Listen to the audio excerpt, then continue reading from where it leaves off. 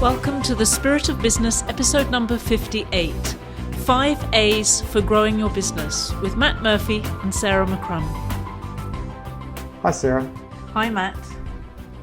One of the questions I want to talk about this week is the concept of growth, growing an organisation. It's probably one of the hardest things that most businesses and business owners have to do is constantly grow an organisation. And businesses have to grow. They have to grow naturally, and they have to continually grow. They can't stagnate and they can't reduce, okay? Because it just doesn't work. So you always need to constantly grow an organization. That's my personal belief, okay?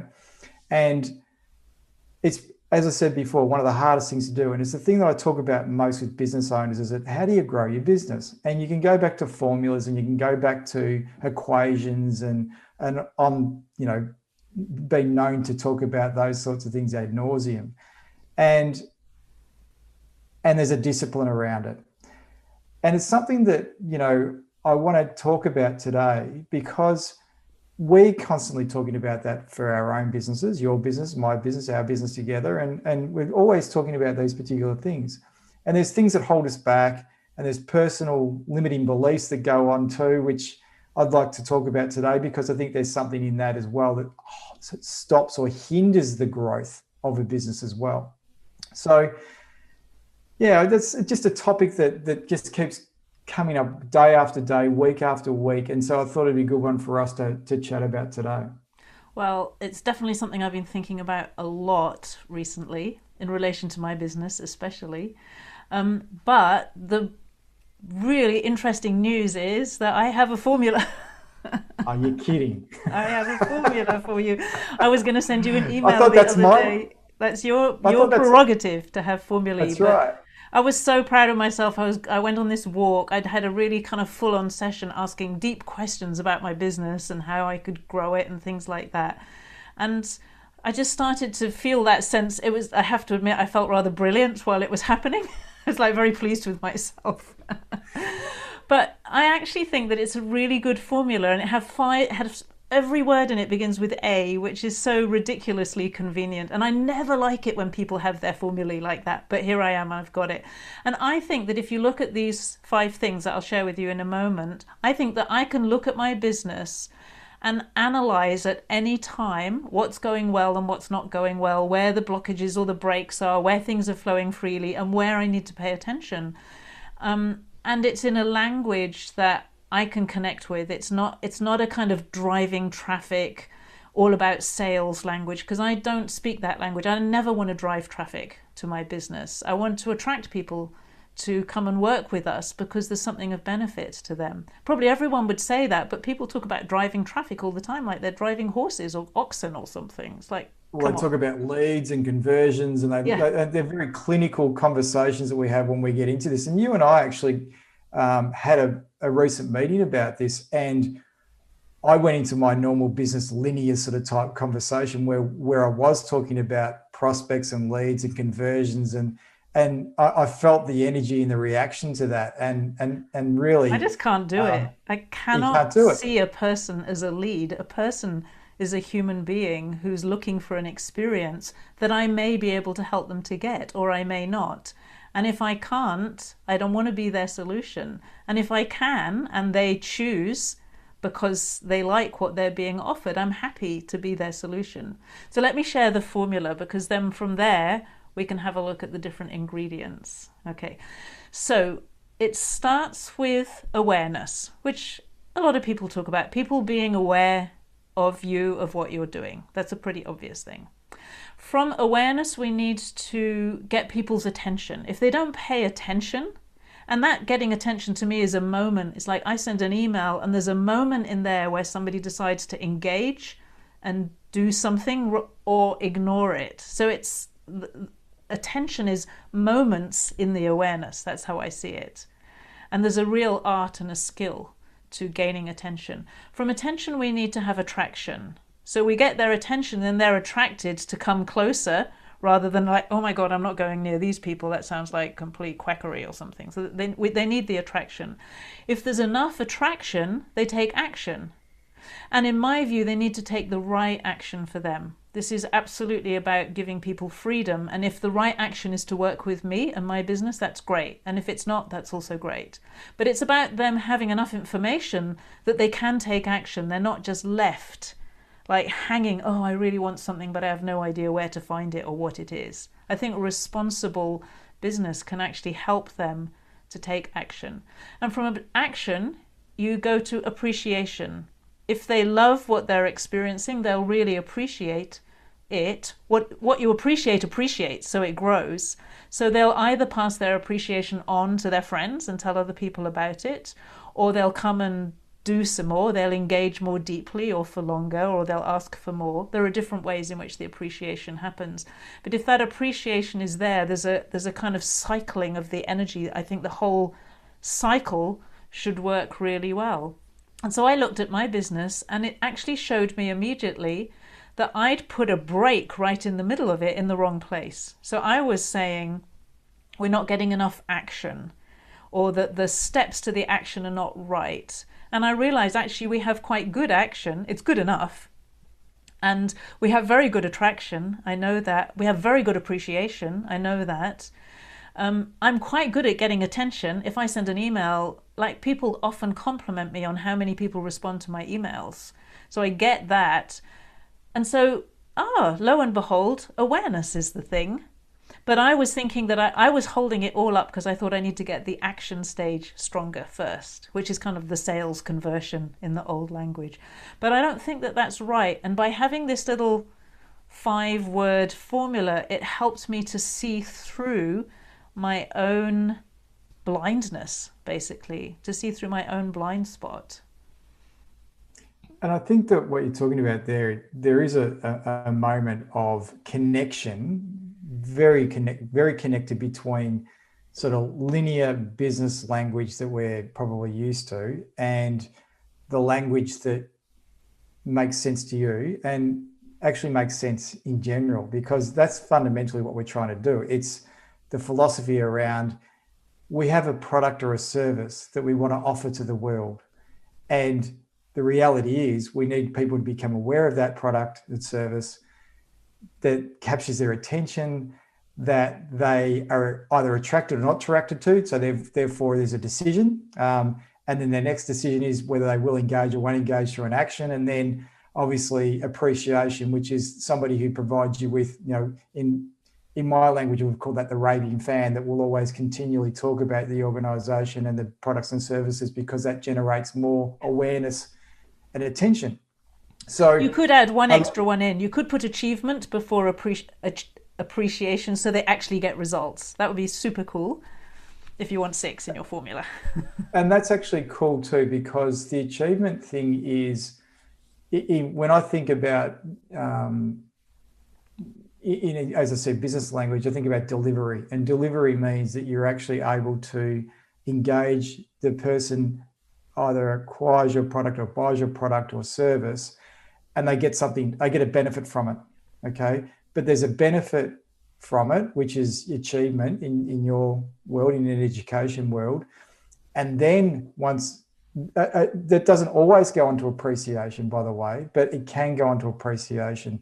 And that's sort of why it means that it doesn't actually have to go from the first day to the last day always. There can be some sort of cycle that goes on in between as well. So there's a loop that goes on as well.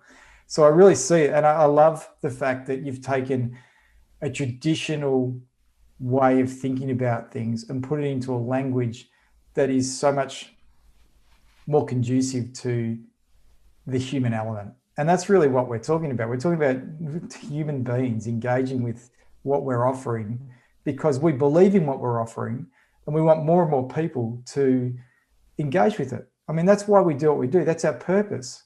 And exactly. That's what gets me out of bed every day, as you know, as we discussed before, is that I want to support as many business owners as I possibly can to achieve their goals and aspirations. And so to start to talk to them about a prospect and a lead and a conversion and a sale and a blah, blah, blah. That's all about you. That's not even about them. It's about, that's Correct. Just like, what can I get out of these people? When we look right. at them like that, it's completely selfish language, whereas they are, it's another person, like I'm a person. I would never want to be treated in that way, like, can I get her from the lead to the prospect? Can I get her from prospect to conversion? It's like, how can I push her down my pipeline? I don't want to be pushed down your pipeline. No, that's exactly right. And maybe in my head, I've made the connection between what your formula there, the 5 A's, with traditional language without actually feeling compromised, because I don't feel compromised if I do talk about the old language, because I probably naturally can, it's like translate and convert into the language that you're talking about, because I still come back to why am I doing this? Well, why I'm doing it is to be able to help more people. Okay. And so I still see these a prospect as a person all the way through, and not about me, but about them. But I love the fact that you've translated it articulately, that maybe some of us can and can't do, but it's a better way of looking at it, because the business way dehumanizes it, your way humanizes it. And I think it puts the attention on the other person more than it does on our own needs as business owners.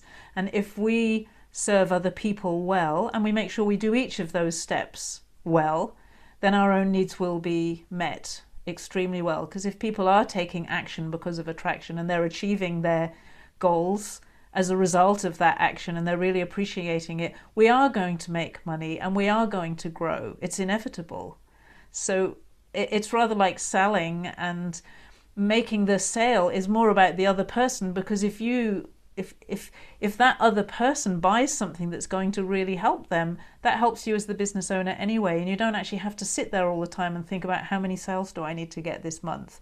In that conversation, you can be completely present to the person who's come here with their hopes and their dreams and their aspirations for a better life that you might be able to help them with.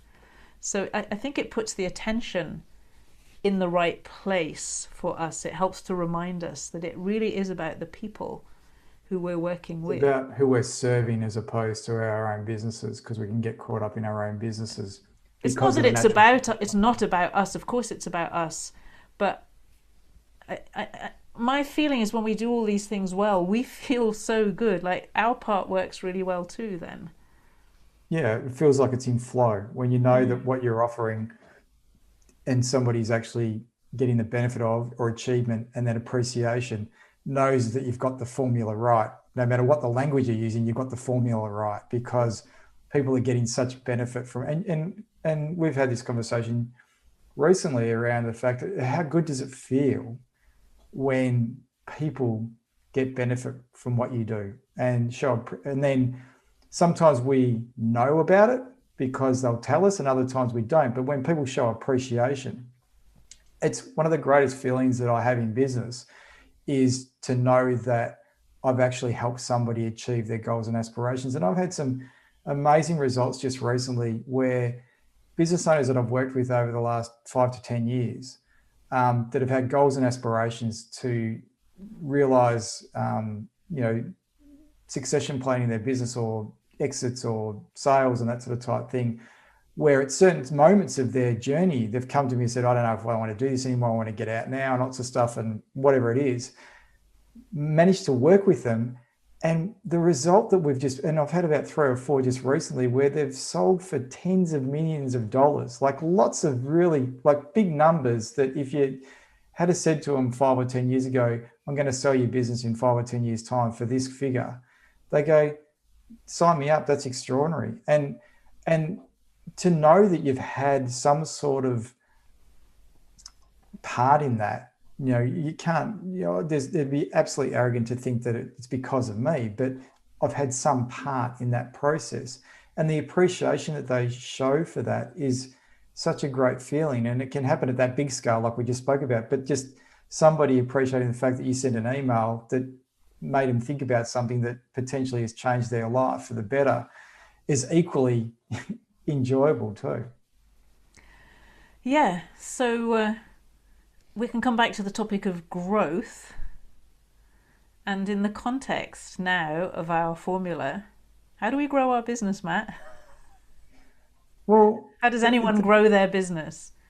Well, I think that the key element And maybe if we take the 5 or 6 that we've spoken about there in terms of the A's, it's first of all becoming aware, okay? Because, I've often said over the years, I don't want to be Melbourne or Australia's best kept secret, okay? And so I know what I produce is a good result. I know that people get benefit from it.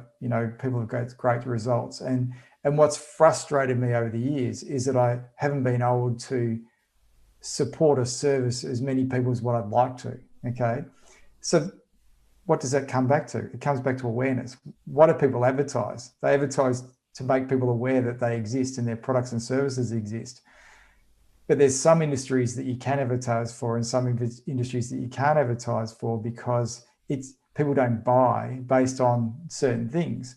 And we know that because there's an intangibility about some of the things that we do. And really what ultimately I sell and you sell sometimes at the end of the day is a relationship.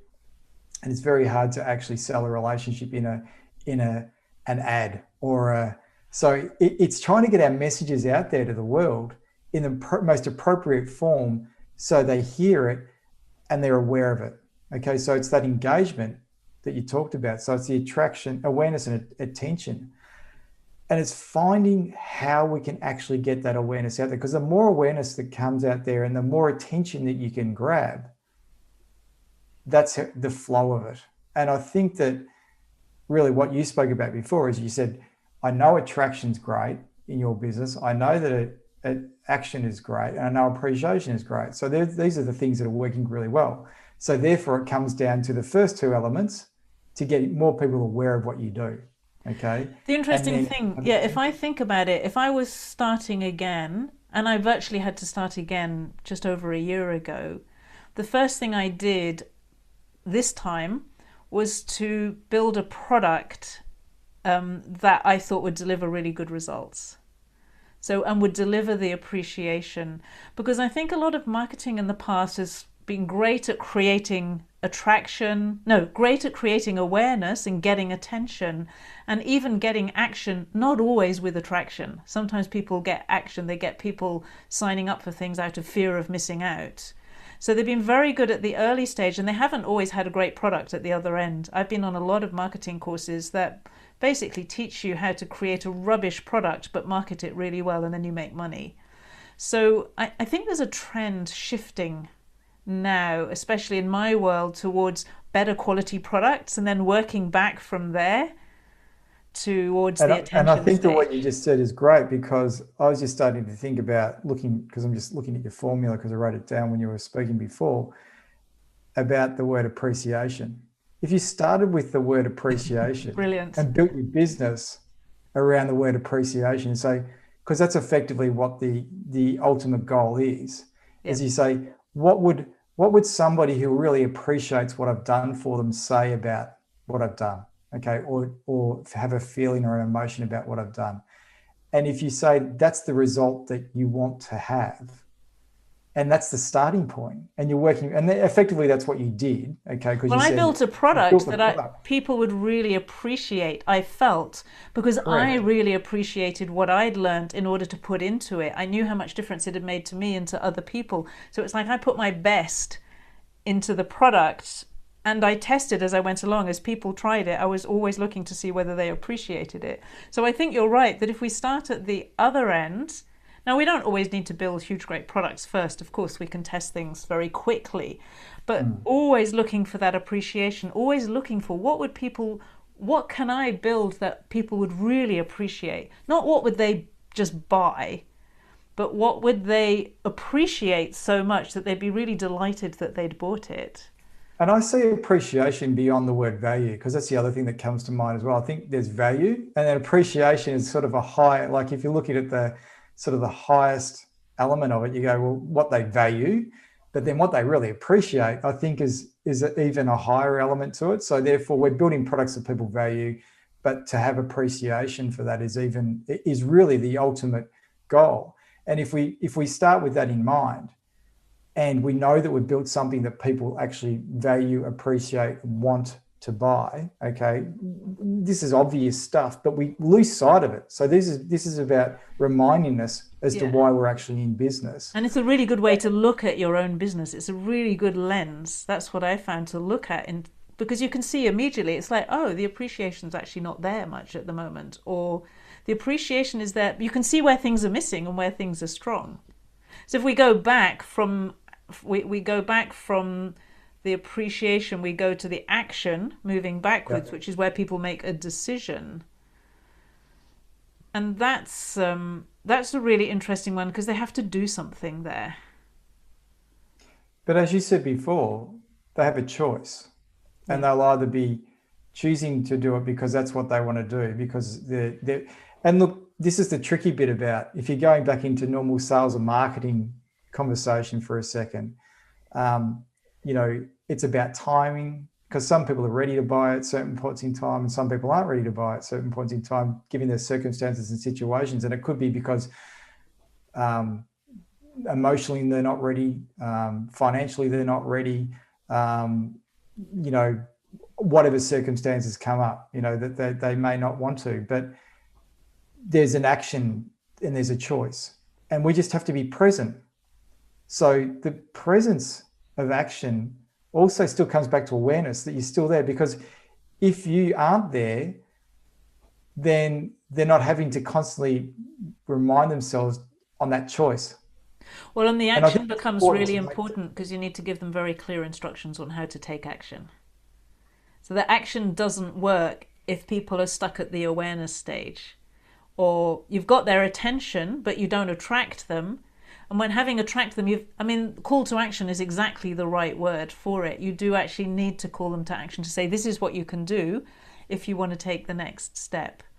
And to me, the simplicity and clarity of that stage of action, there's only one choice by that time. It's like, you either do this or you don't do it. That's very powerful. It's a defining moment. It's a yes, no, or an in-out moment. But to be able to share that through attraction rather than fear and manipulation of people's psychology, I think, is a very powerful thing in business. It is. I think that comes down to genuineness and honesty around, what you are about and what you're trying to support. And I think the appreciation aspect of it is to say, you've got a clear choice. If you do this, this is the results that people get, and this is the appreciations they have. Okay. And you can choose to either to have that, or you may choose not to. Or it might not be not now, it might be later. And that's the timing element of it, to ensure that we continually be present to ask that question. Well, if you're not ready now, are you ready next week or next year? And this is the trick about, trick's the wrong word, but this is the statement around, well, making sure that people are coming back to that awareness, that you're still around, that you're still here to support them, that you still have these things for them, that you still want us to provide them that value and appreciation. So to me, in that situation, they're sitting in the field of awareness, so to speak. They go back to the field of awareness, and then I need to attract their attention again. So today I'm going to send an email, or I'm going to do a webinar, or I'm going to do something that, and there's a moment where I attract your attention, and you say, oh, I'm going to do something, and then I'm going to attract you again. And if you're attracted, you may take action, or again, you may not take action. So we come back to those moments of attention. If we're trying to get attention all the time, we'll lose it. It's the timing of attention. There's another A word. Oh, what's that? That there's still an audience to you. So they actually go back into being like, there's still, when you think about a production or a play, there's an audience, or a sporting event, there's an audience that's watching, okay, that's watching the performers on stage. And there's still an audience to the organization, that they're aware that the performance is still going on, that the products and services are still available for them if they want to.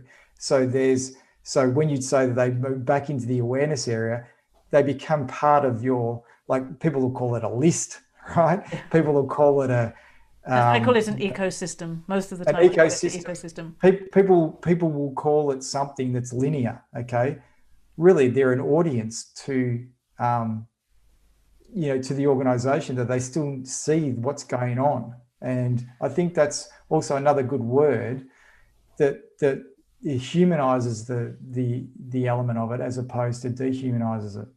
It's interesting how often people say things to me like, "Oh, I've been watching you for a year," or That's an audience. You're yeah, watching I've been something. watching what you're doing, trying out your free stuff since whenever it was, and now I'm ready to take action." I hear that a lot. So they're your audience. They're watching you. Yeah. And so I think that's also an element to this, is that, okay, they weren't ready to make that call to action and ready to buy.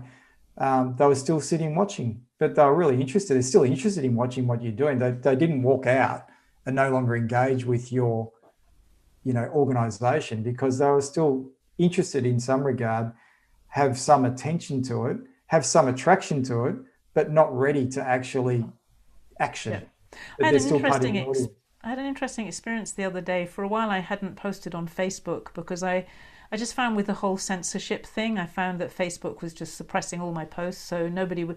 I had a period where I was getting a lot of engagement, and then I write one thing that Facebook doesn't like, and after that, nothing. Like, people are clearly not even seeing my posts, and I felt so. It's just like, what on earth is the point? It's like so I stopped. And the other day I wrote a post. I started a group just before that, and then I failed the group in a way because I wasn't really showing up, and they got all of my marketing messages. Oh, Sarah's doing this interview and that interview, but they didn't get any of the really personal input. So I wrote this confession on Facebook in my group just saying, I'm really sorry, this is what happened. What was really interesting for me is the response that people came back with, and people saying, Sarah, we really appreciate the fact that you share what you're doing and what you're thinking about and things like that. Do you think you could just make an exception and come and communicate with us, even though it's Facebook and we understand all of that? There was just this kind of warmth and enthusiasm for something that is very hard sometimes as a business owner to see. It's hard to see that audience who's just there kind of slowly processing what you share, and actually, in this case, really appreciating whatever they find. And I'd somehow lost touch with that a little bit, and I didn't realize that that was going on. That was it was an important moment for me to realize the value of that audience, and just to stay in touch, really stay in touch with people. I think you've also hit an interesting point too with that, is that running businesses can be a very lonely existence, as we discussed before. And we don't often get feedback. And we don't sometimes get any feedback. Sometimes we don't get honest feedback. And that can be from team members, can be from clients and customers, and can be from our audience that haven't engaged with this yet completely from a buying perspective.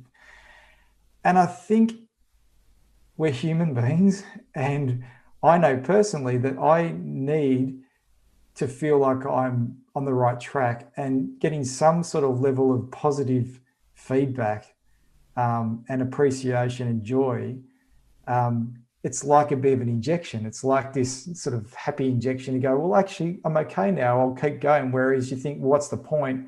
No one cares. Because that's kind of where you can get into your own mind.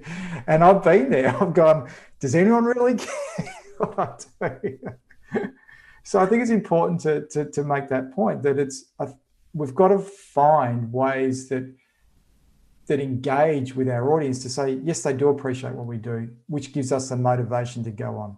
Because I've sometimes made decisions based on a feeling that I had that what I do doesn't make any difference. It's like, it doesn't make any difference if I blog every week, or I do this or I do that. And so I make a kind of single-handed decision, which I realized was completely wrong. I just wasn't asking, or I wasn't listening, or I wasn't noticing. And actually it was making a difference, and the fact that I wasn't necessarily getting the feedback just meant I wasn't getting the feedback. It didn't mean that there was nothing happening. So I can feel, and I know many similar people, that this is a very strong intuition. Like, I know that I'm right in this decision, and actually I'm completely and utterly not right. I just think that I am. And we also can hear the noise, that you'll hear the people that are strongly vocal to when you're doing things that they don't appreciate. And you think that that's the world, but that might only represent 3% of the population that you support. But they're the noisy ones that you can get caught up in that. That's probably one of the biggest issues that I've faced, in my own business, that I get caught up on the troublesome 3% as opposed to the 97 that are probably happy with what I'm doing. Yeah. So let's come back. We've got a few minutes. Let's come back to the formula and make sure that we've at least covered as much of it as we can. So we've got action, we've got attraction. I've said a little bit about attraction. I just feel that attraction is a powerful way to do things, and persuasion is not. Any kind of manipulation is clearly not. Any kind of psychological tricks or there's a place where formulae are really not in place. There is something about people talk a lot about resonance these days. They say it resonates with me or it doesn't resonate with me. To be able to find those people who share the language, who want to be part of that language that you speak, whatever kind of business it is, to me, that's a really significant part of attraction. I agree. And that's where the genuineness is too. I find that's where the honesty is. That's where the relationship is. Yep. That's the core to, and I think that's where the joy is too. That's where, because business is still fundamentally about relationships. Yeah, and that's where the relationship really gets built, and that's the heart. The attraction is actually the heart of the whole thing. Mm. And so then going back to your question about how do you grow the businesses, I think that working backwards like we have, and we just spoke about attraction, and before that is attention and awareness.